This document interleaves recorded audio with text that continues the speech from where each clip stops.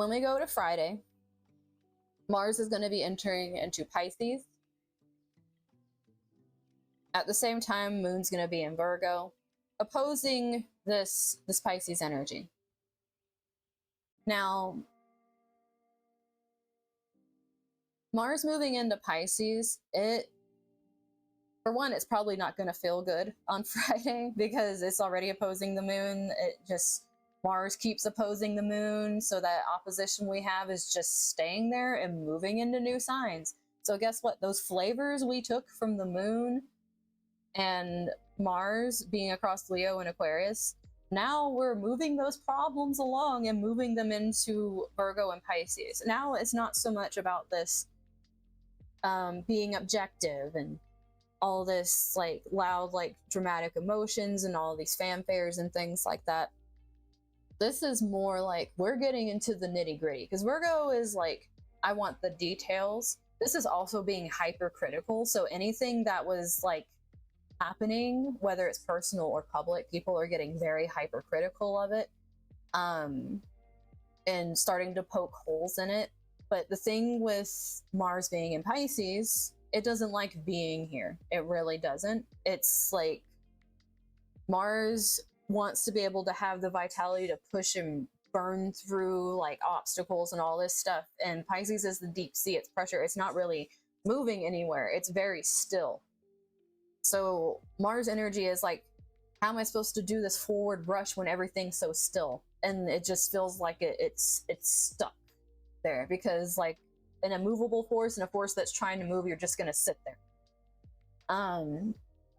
With this opposition here, it's like what can happen and what can feel very frustrating is that we're getting these details, we're trying to learn these things, we're trying to understand things, we're trying to make plans to make change, but we just don't have any motivation, physical energy, any like way of like making the action happen.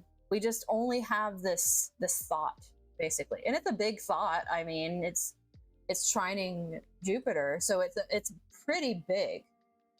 You know, it's a thing about helping too, because Jupiter is very optimistic, it's very abundant, and Virgo is the axis of service. Like Virgo Pisces is the service axis, being of service to others.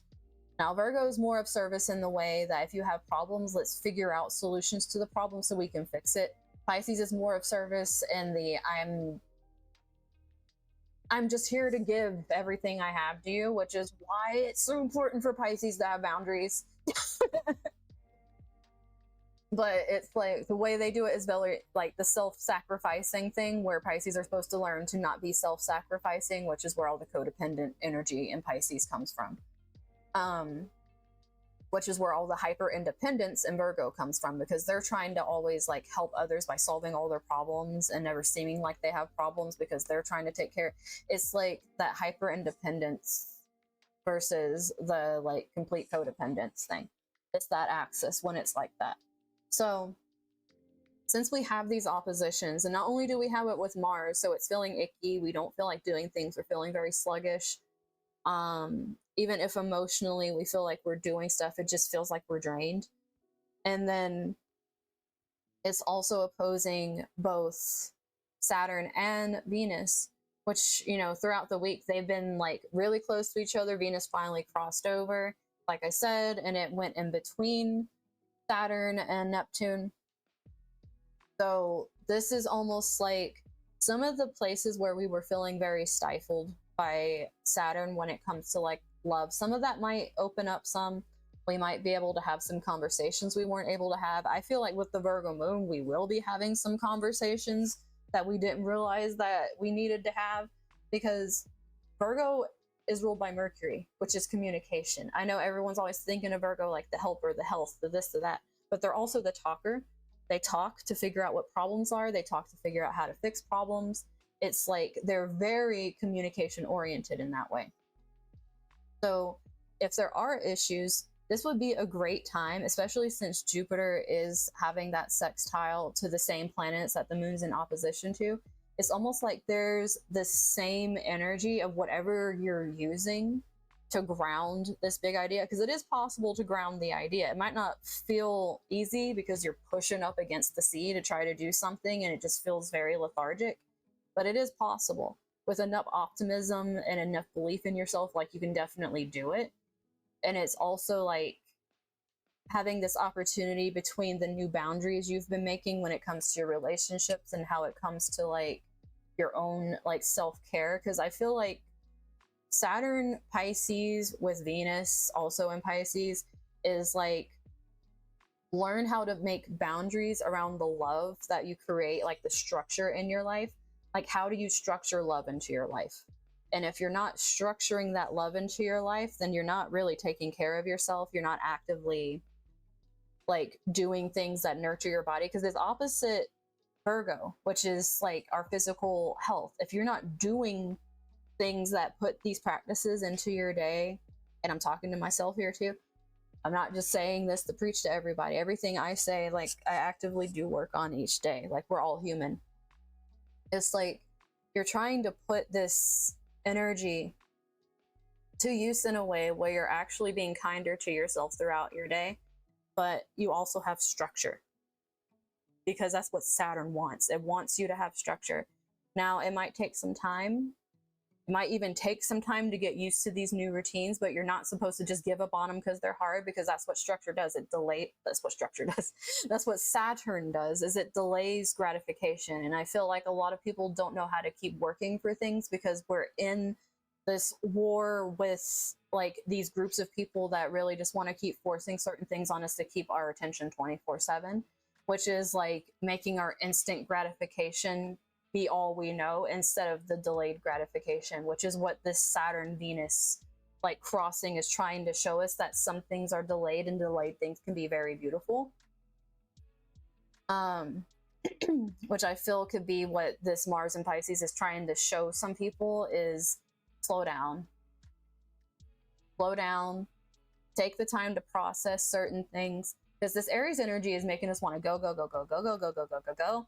And there's been a lot that's being bubbled to the surface this week because we're heading straight into an eclipse the following week.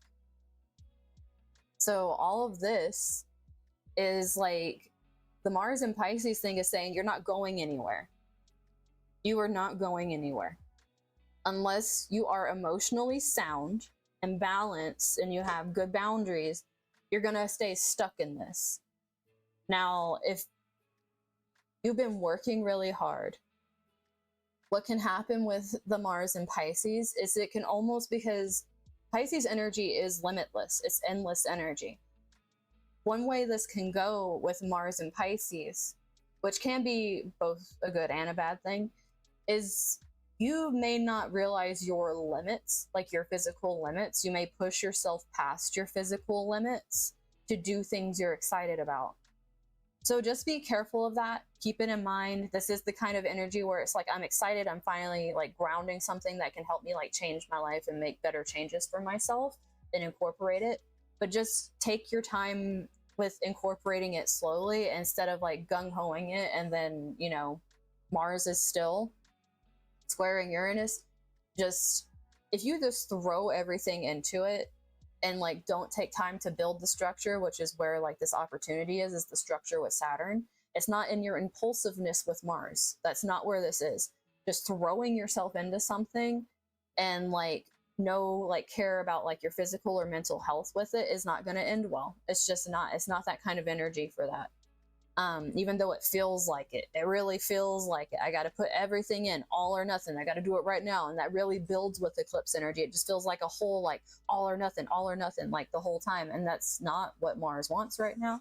It's not what Saturn wants right now. It's not what Venus wants right now. There's like a lot of the cosmos that does not want that right now. It just doesn't. Like even the Taurus, like Jupiter and Uranus and all of them are like, no, we don't want this right now. Like what we want is to build something, because everything's feeling like it's going up in flames. Now, like I said, as the months go forward and more things kind of start shifting, we'll see that change. But it just feels very like mucky and muddled right now because we are dealing so heavily with these other heavier energies. Like things are going to move a lot easier once things, well, I don't want to say easier. It's going to move faster. I think that's the way to put it. It's not going to feel as like draggy. We're going to have more energy, but there's going to be a lot more happening at the same time that we have more energy. Once these planets start moving into Gemini and more planets move into Aries, it's just going to be like this whole different energy of where things felt very slow and like things were slowly falling apart. And what I'm hoping is when things speed up, it's more like a fast rebuild than a very fast crash of everything that's left to fall apart. I kind of hope the things that are going to fall apart in the slow energy, so it's like an ease into it. But, you know, we'll have to see what happens there. But that is pretty much what I'm seeing for next week. The following week is going to be a doozy because that's the eclipse. There's a lot of stuff happening.